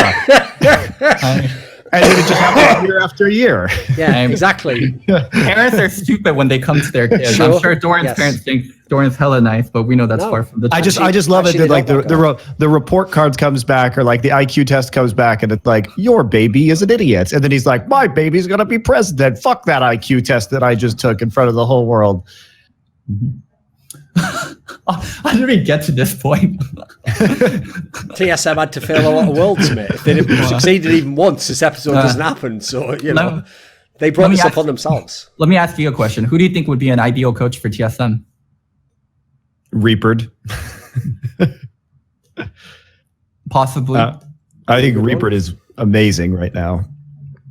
I mean, Monty said him before. I would say I think Prolly's a pretty good shout, because one of the things I like about Prolly is every team I've ever seen him coach, he's coached some very different courts. He always gets the players on his side to think that his way of playing the game's the right way, and that's something that is actually very rare among coaches. A lot of them winning the locker room. Yeah, it's hard to do. I also think that what's great about Prolly is, you know, he's got his players like Ryu that he continues to build around. And so he's developed years-long rapport with a lot of these players. And he doesn't just like, you know, if a season or a split turns out badly, he's not impulsive, and he doesn't just like start firing people. He believes in these players for the long term and fixes the problems very slowly and deliberately. I'll tell you this straight up. Coaches don't get to pick players. Coaches rarely get to pick players. It depends on the team. That's just how the team is run. Put it this way, Loco, this is a real thing. I've never seen a single teammate or ex-player colleagues ever say in an interview who isn't a good coach. I've never seen it happen. I literally know on 100 Thieves from talking to NateDOhDoubleG like a couple weeks ago in person that he has invested probably with most of the control over that team. He went out and found probably to, you know, get this team together. And you can say whatever you want about these late decisions about 100 Thieves, but fact is they placed, you know, they got second in their first split, and they placed top 4 in their second for a new team. That's crazy good. That is crazy good. I do think some of the criticism they've been getting is ridiculous. So there must be another problem, and I think it's probably, if I had to guess, some internal personality conflict that's occurring right now that's causing this to happen. And who knows what that is?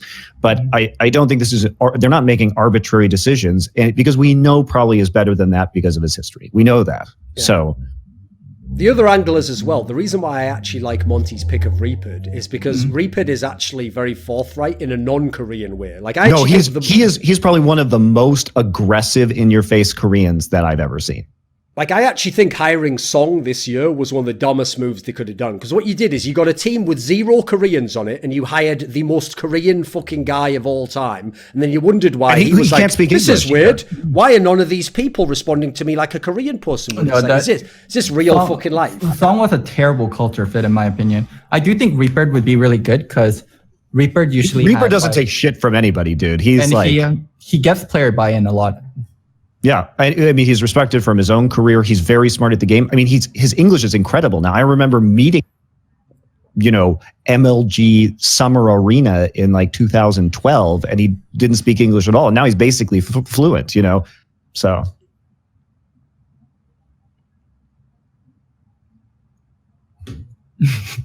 I don't know.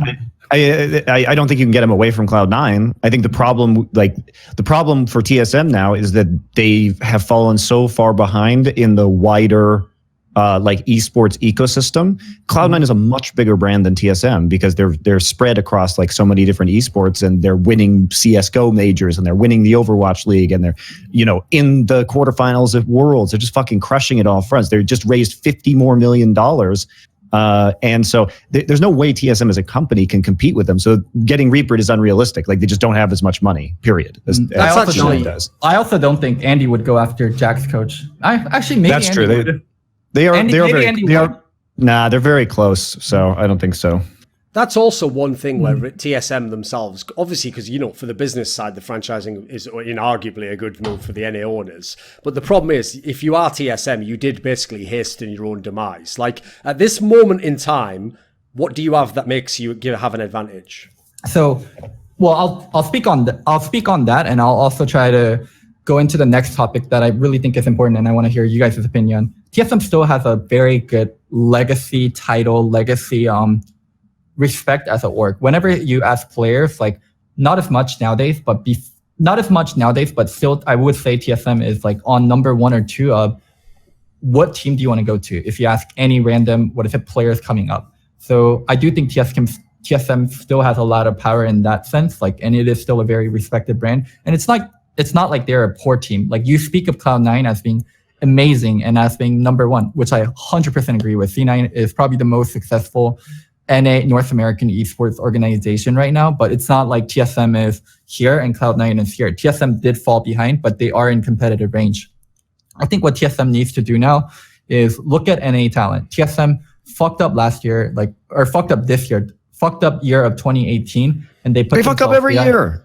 Okay, you can say they fuck up every year, but this is the first year where they didn't win a single split, and they didn't even make finals both splits, and they didn't go to Worlds. So you can say they fucked up every year, but this year was the fuck up. Yes. So you fucked up this year, and here's how you start fixing for next year. TSM needs to invest into North American talent. You can't draw players from other teams now. Other teams have become way too powerful. TL will never ever let go of Doublelift. C9 will never ever let go of their potential, like, super important players, and none of the other franchise teams will. And now you can't just pry away those players anymore. So I agree, and I think that's a really important thing to discuss, because TSM, you know, we talk about all these players that they're importing, or like Mike Young bringing from other teams. Before, they had the cachet to sort of just sit back, wait for somebody to get good, and then take them, like Svenskrin, like Yellow Star, like Sven and Mythy, and they don't have that option anymore. And if you compare that to C9, look at Licorice. Like, there's been no player development on TSM. Who has come out of like NA? Haunser was taken as well. We haven't seen anybody really who their first team was TSM. I guess Glebe was the only one I can think of off the top of my head where it was like his first team. That was obviously a catastrophic failure. Yeah. One thing I do want to give credit to TSM for is Turtle and Bjerg. When Turtle and Bjerg, like, we know them now as like very successful players. When TSM picked up Turtle and TSM picked up Bjerg, they weren't the players they were. That's true. I guess Turtle was, but that was so early on in League of Legends. So like in the past, TSM has he done also it. didn't play AD carry always, to be fair. Yeah. And TSM has done it in the past, and I believe they can do it again. Like, I think Parts is smart. I think Lust is smart. I think Andy's smart. Like, they can do it again, but they really need to invest into NA talent. Like, that's their next bet. What is it about TSM? I totally agree with you, but I think it's an interesting topic. What is it that, if you had this hugely powerful organization, why wouldn't you, and you had all the money at the time, why wouldn't you create some sort of, you know, challenger team or incubator for actual talent and pay attention to it? They should have. Never happened. Like, I think what's crazy is that as TSM's advantage has eroded, especially now in the franchising era, like, I'm just saying, look at all these other teams. Like, C9 is like now in quarters of Worlds. They were 10th place this split, got to the finals, you know, got into the play-in stage, got through that, and now they made it out of a group of death. And they're playing with fucking like Zazel and Licorice and these other just like NA rookies. It's crazy. Now, what is it? TSM has no other option to invest into NA talent. What I would love to see TSM do right now, it's Worlds, it's before scouting grounds. So before the best players, best potential talent goes to scouting grounds, I want TSM to, open up their house to, let's say, 20 North American players. Anyone can sign up if you're high enough, if you're off of your contract or you're allowed to try out. Get 20 players and run scrims between them, or just get even 10 players and run scrims between them and change out players. It wouldn't even. You literally you get a house and it doesn't have to be in Santa Monica. Here's a great idea. Here's a freebie for you, TSM. Here's what you do. That was my idea. No. Yeah, exactly. Yes, your idea. Here's a freebie. Go to Las Vegas, because everything is fucking cheap there. Rent a giant Las Vegas house. Stuff bunk beds in that house, put 20 PCs in it, like you're saying, and just have a coach in there. Hire somebody specifically for talent development, and just do it. Don't hire a coach. Try out coaches. You need coaches next year. You want to see how they. You want to see how they set up scrims. You want to see how they run those scrims. Bring over 2 or 3 coaches that you want to try out. Hey, for week 1, Coach A, you get to run the scrims. I want to see how you would run the scrims, and I want to see how you would trial out these players. That way. Yeah. And guess what? Then you slap a film crew in there and make it a reality TV show and sell your sponsors against it. Boom. Fucking done. I would go against the sponsor part, because it is something they can just do out of pocket. And I think it's super fucking important that they do. And sponsors might, if there's even a chance where filming might make the players or the coach act differently, I would not film it just for the sake of that. Or maybe you do a very, very short segment. But Andy, Parse, Lust, you guys really need to do like a mini bootcamp style where you bring over North American talent before scouting ground happens and the other teams get to see them. And you really need to try out players for next year. And you really, really, really need to invest into the Academy League, because you can no longer you can no longer just take any player you want from other teams because they want to come to TSM. Now other teams have like hella power too. So it's super fucking important. TSM is a big brand. It's they did a great job of building up the team. But I don't care if you're fucking TSM when the Golden State Warriors and like fucking Cleveland Cavaliers and shit own teams in your league. You're never going to have as much money as them, period. The players won't go purely for money, and I don't think Golden State or 100 Thieves are going to pay these challenger players like 200K, 300K. It's not going to be a money problem. TSM as an org is still more of a want to be an org for a lot of these younger players, and they will continue to be so at least for the next year. While you have that window of where every player wants to still come to your team, TSM really needs to take advantage. I think you guys might think the window has closed for TSM in terms of younger players wanting to go, but I don't think that's true at all. TSM, like this year, I really want to see them do like a mini boot style camp and pick up these like potential younger players. Like who knew who the fuck Blabber was? Who knew who Snazore or Licorice was? I think an answer I might get is there's no good NA talent. There is no good NA talent because we're not looking for them. Like actively look for them, and I do think there are going to be hidden gems. Oh, that angle never made any sense to me. There's no talent. It's like, well, you don't allow any of them to come through, or you put them on the shit teams, and then when they don't win, you go, oh, you garbage, get out the league. So it never made any sense. 2 factors here, okay? One is, first of all, every excuse you want to give me for TSM, just compare it to Fnatic, mate. They've rebuilt their entire squad 3 times and made it to Worlds playoffs numerous occasions. I'm props to Fnatic.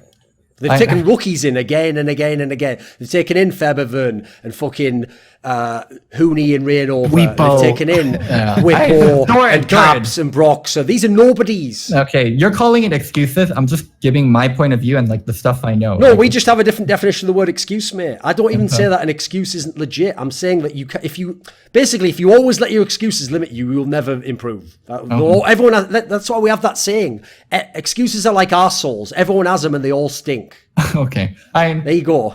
And the other factor is this. Second factor. The reason why that angle that everyone from NA always goes with, Europe's bigger. You can literally buy all the players in Europe, you cunts. They literally will all go because you have more money. So what you're saying is you have 2 regions you can pick from. Europe has 1, and ergo Europe has an unfair advantage. Like, how does that make any sense? Literally, they can pay more than the Korean teams. You can literally just bring good Koreans over, which is what they've been doing. Yeah, exactly. I think going Korean route is wrong. I think getting European talent is still okay, especially if it's for long term. I don't want to see TSM go that route. They don't need additional Korean players, and they don't need additional European players if it means, what is it? They're only there for a year or 2. Yes. By the way, that's one thing I will give TSM props for. I actually thought it was the right move the last few seasons to not have any Koreans. Because for me, like, I always used to say this, Lost Boy was like an advantage, but he was also eventually going to be a disadvantage because it's one less person could be a primary shot caller. He's never going to play for 10 years. He's already at the end of his career. You know, it's like as much as he helps you, he also is going to be the limiting factor that you're going to have to replace him eventually. So it's like I always used to use the analogy of it's like a band-aid. You know, you put it on for now to fix the team, but eventually you have to heal the wound. You know, you can't just expect that to work forever. I mean, all players in the end do need to be replaced. I don't think that's just special to Lust, but yeah, I mean, all players need to be replaced eventually. No one plays Bjergsen as forever. well. So what you're saying is the title of this episode, Bjergsen needs to be replaced. Sure, like End quotes, Loco Doco, 2018. P.S. Fuck Reginald. He should be replaced also. At a certain point in time, Bjergsen needs to be replaced. This isn't the year. Right, take the square brackets. You know what to do, Reddit. Square brackets is where it's at. Delete the part. Not this year. And there we go. There's your title. Right, is there a last topic we've got before we end this thing, Loco? Come on, you've got to have a good one for Monty. Come on. I mean, we kind of discussed like future of TS. The past, the present, and the future. Is there a topic? Just a fun question. All right, I've got one for you. Monty, what do you hate the most about TSM and or TSM players and or TSM staff and or TSM fans? I actually, you know, I think Regi's grown up a lot.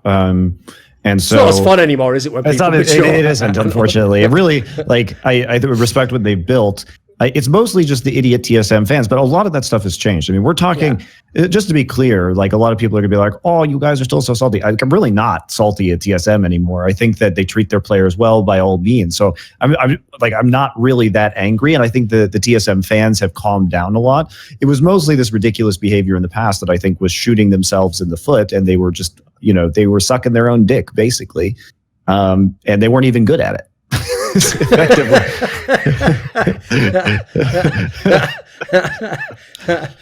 You want to pick up that analogy, Loco? I'm okay. So I think right now it's a lot has changed, and like I do hope they do some of these things. But it was when they were on top and the way that they were presenting themselves publicly in NA, and then their actions and, you know, even their gross, honestly, like reality TV content where like Regi's like running around shouting at people until they cry. It was just like disgusting to watch. Like it was like the behavior was just indefensible, I think. And imagine if that kind of content was sponsored today, it'd be ridiculous.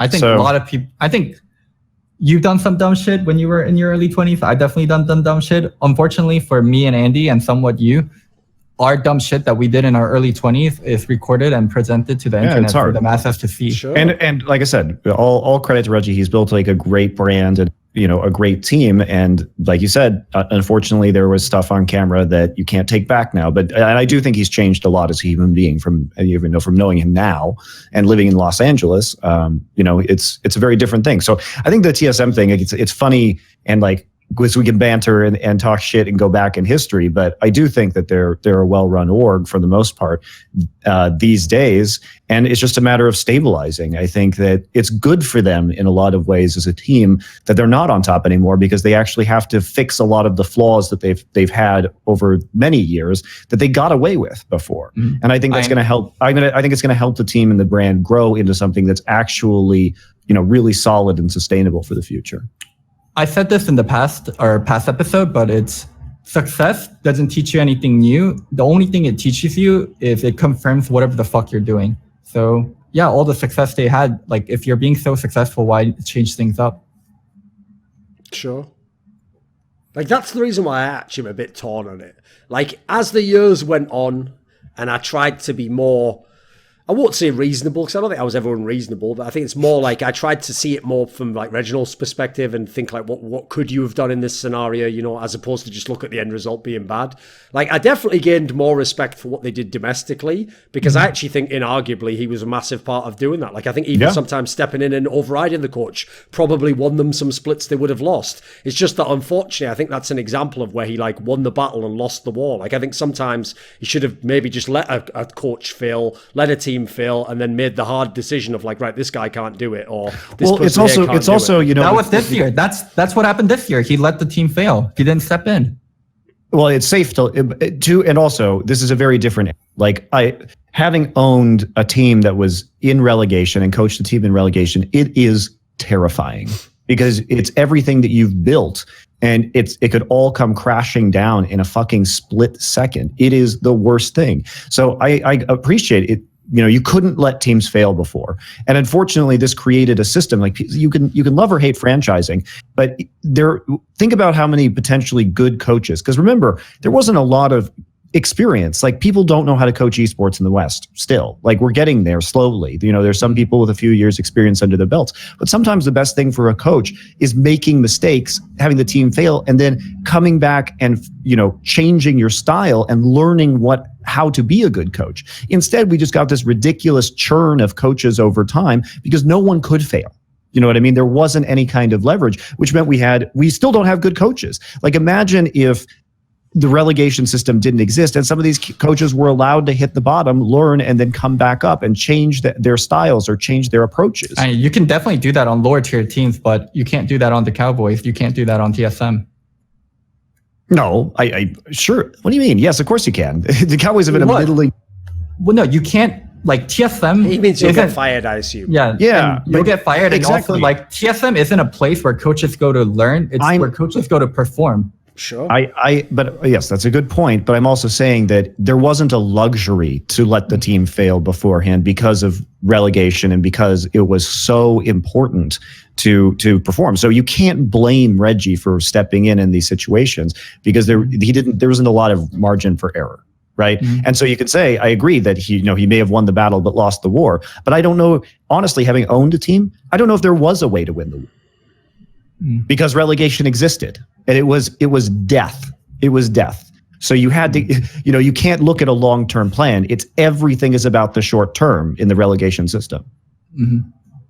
Yeah, but this is why I say, like, again, I'm making this point in hindsight. This isn't actually a criticism, Reginald, is that we only can see now that some of these coaches had flaws that he then stepped in and sort of patched up and then got them to win the split, and then they went to Worlds and it all came unraveled when the team was playing harder opponents. But when you look back now, he should have done this years ago, where you just get a coach who has an entire philosophy in mind. That's why I picked Prolly, by the way, also, because Prolly's had a very similar philosophy on how the game works for many, many years. Yes, he has. And whoever he has, he makes it work. He just makes it work around his style. And he keeps players that share that philosophy, and he just keeps on, using them over and over and over again. Now they follow him from team to team. And so I would have gotten someone like that, and I would have done it basically what he did this year. As you say, I agree with you. He did do that this year. I would have done that years ago and been like, right, if we fail, we fail. Like, that's my job as the GM, as the whatever GM is, to pick the person who's the coach. So I did my job badly. I'll pick a better one next time. But you never come in and sort of like help that guy up and then wonder why he doesn't then win the race without you helping him up in the next scenario. Like, it's like, I felt like it was like he was halfway between two positions on that. And I don't think you ever want to be like stuck between the two. You want to be one or the other. Either you're controlling everything or he's controlling everything. Because as you say, by the way, the precedent in sports overwhelmingly is the owners that meddle fuck their whole team up. Yes. I mean, the ones you didn't mention is that guy James Dolan for the Knicks. Because the best example ever is this guy, right? Because here's the detail people don't know who don't. Didn't he fired like Phil Jackson and shit too? Oh, are you ready for the best example ever? The reason why he was crazy, Monty, at the end. The reason why he is the test case example of owners meddling is because he owns two franchises. He owns the New York Rangers and he owns the New York Knicks. The New York Knicks and CLG. He fucked with all the time. Technically, it's Madison Square Gardens, but okay. And so he fucked with the Knicks all the time. He didn't do anything to the Rangers. He didn't give a fuck, and they got to the Stanley Cup Finals a few years back. So there we go. Enough said. You don't mess if you're the owner. Your job is pick the coach, and if you do a bad one, okay, you learn and you get a better coach in the future. But I think you just delay. Basically, if you look at all these topics, none of them in isolation are terrible, but if you stack them all together, never getting a really proactive jungler, never getting a really good shot calling voice, never figuring out how to free up Bjergsen a bit more to be a star player, never getting the right coaching system. It's like, I agree, success reinforced some of the like bad patterns here, but if you could go back in time now, you would go so far back in terms of years and you'd fix all these at the beginning, It's not like you couldn't fix them all. Like, they're not like problems where it was impossible to fix. There weren't problems that were impossible to fix, but as Monty mentioned, there was always this looming dread of relegation. Sure. Like there's pressure from underneath and pressure from above to win and get to every finals and do well at Worlds. So where Andy had to take a step back and be like, if I really want to win Worlds, I have to do all these things step by step. But he looked at it as 2014, I want to win Worlds. 2015, I want to win Worlds. 2016, I want to win Worlds. 2017, I want to win Worlds. Where it should have been a more longer plan of, I want to win Worlds in 2 years, or I want to win Worlds in 3 years. And these are the step by step I need to take. I think that was the biggest mistake. I'll also say this as well. Like this is one of the reasons I'm not a fan of the League of Legends circuit of like 2 splits and then a couple of international tournaments. Because in CS:GO, for example, it's very famous that you bring in a new talent or you like promote a player from a lower team to a higher team. And if he's just shit for the first 3 lands, which is like 2 months, 2.5 months, you just kick him. You just go, right, it didn't work. That he's not the right player. Let's get someone who does work. And the turnover is so much quicker that you can right the ship, as it were. Whereas in these scenarios where you have like a rookie players. Well, obviously, but why the fuck do I care about some player if I'm the best team and he's not good enough? I'm just going to get someone who's good enough. I don't know if you know how the business world works. Sure, okay. Loco, like, but in this scenario, my point is, if you pick someone like Mike Young, well, you're stuck with him. You have to go with him, or even worse, get an even less well-known person. So in these scenarios, I don't blame TSM for that. That's just a flaw of the system, unfortunately. And many teams have been fucked over by that. Just ask Monty and fucking Seraph, he knows. You think he doesn't wish he could get that fucking receipt and take that one back after a month and a half? Sadly, it's too late. It's too late. 3 years? What? 4 years too late? 3 years too late? All that matters is that we learn the lessons in the end, Loco. All that matters is that we learn the lessons in the end. We live and learn. Yes. This video was kindly supported by Andreas, Snazore, Westerlund, Dean Tanglis, Gardner Wilson, Landon Thompson, NateDOhDoubleG, Kyla Harris, Travis Greb, James Harding, Daniel Yordanov, VeXii, Robert Baxter, and a special thanks goes out, as always, to Jerky's Minion. Do you want to suggest a topic or a guest for my content? Would you like to ask me a question in my monthly AMA? Would you fancy a few teasers for what's coming up in my content? How about taking part in an esports discussion with me? Well, put your money where your mouth is and join the Scrilluminati today at the Patreon link in the description box below.